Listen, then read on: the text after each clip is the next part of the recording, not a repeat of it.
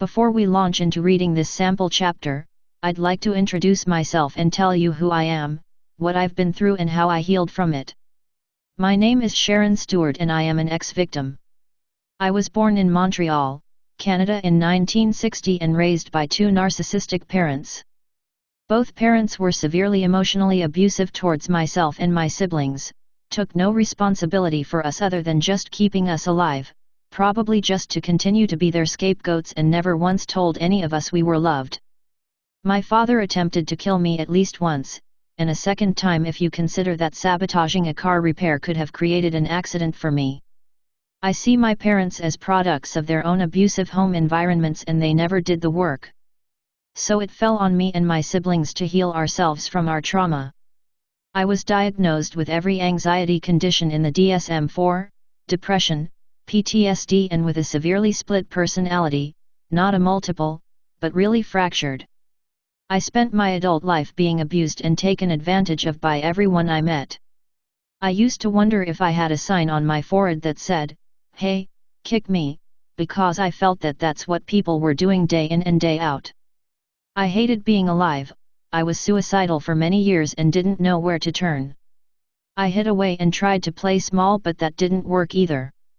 Everything I tried to do just didn't stop it. I lived in fear constantly of further abuse. I was hypervigilant and oscillated between extremely restless and extremely tired. I realized that as long as I continued to live as my parents had taught me to, I was screwed, pardon my language. In 1999, I joined the 12 Steps. I knew I had an addiction problem and worked many of their programs, but the one I especially loved was Codependence Anonymous, whose motto is "To thine own self be true." After 8 years there, that's exactly the path I was on and I haven't stopped. I was gaining my power back and loving it. I worked everything I've written in this book. Everything. The book has large self-awareness section because for those who are feeling like a victim, quite often they have no clue what they're doing that perpetuates it. You need to know how you're thinking, how you're behaving, and how other people see you in order to recover from your victimhood. And it's doable. One day at a time, as they say. Life will present you with many opportunities to see yourself more clearly, and to stick up for yourself.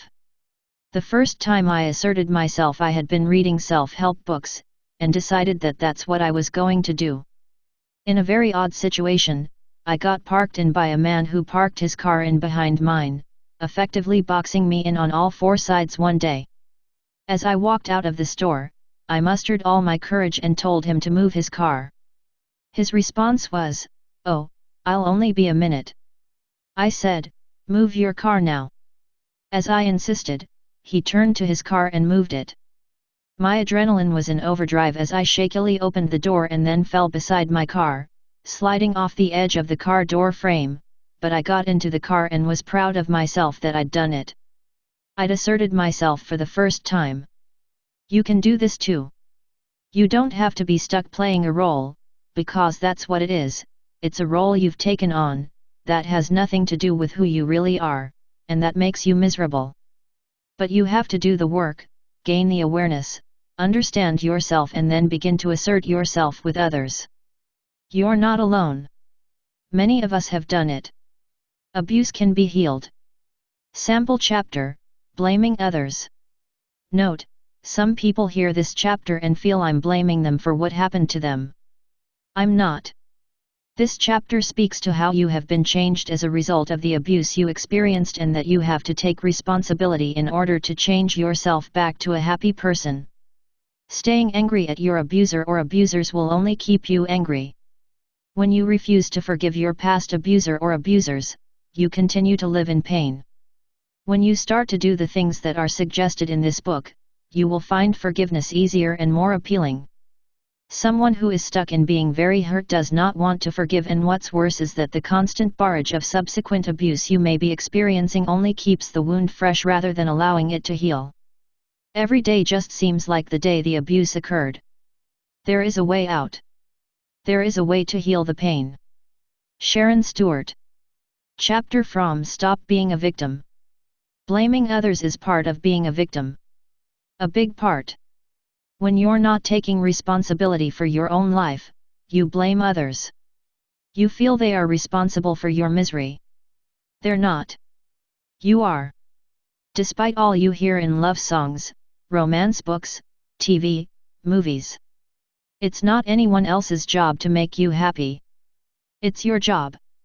I heard in a love song once where this person was near suicide. They were so unhappy and then she came into his life and all was well again. Sorry, that's not love, that's an energy vampire. Those are the predators I was speaking about in the last lesson. Energy vampires take your energy.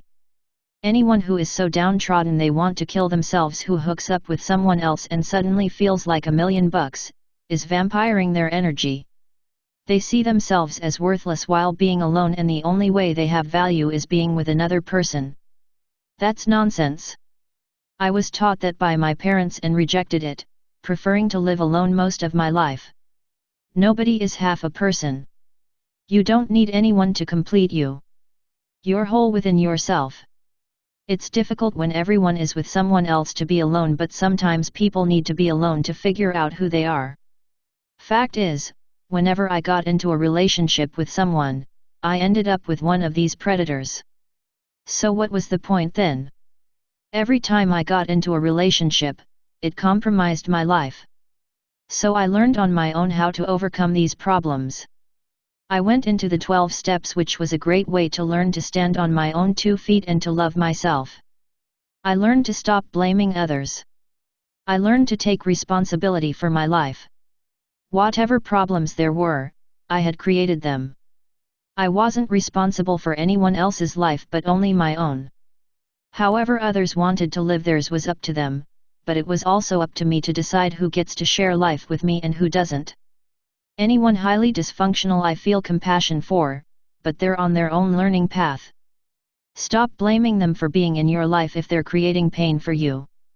You let them in. They didn't bust the door down, you opened it. Exercise 1. Who do you blame for your problems? Write down a list. 2. Now look at what your part in all these situations is. What should you take responsibility for? 3. Just keep the list for now. Unless you've started to assert yourself, just keep on building awareness. For most of you it won't be time to take action yet. 4. Understand that writing these exercises and breaking through your barrier of denial might be emotional. Let yourself cry and feel all your feelings, happiness, sadness, anger. Whatever, let them out. You're removing energetic blocks that will allow you to change your life. Crying is important. Feeling sad is important. Let it out. Grieve.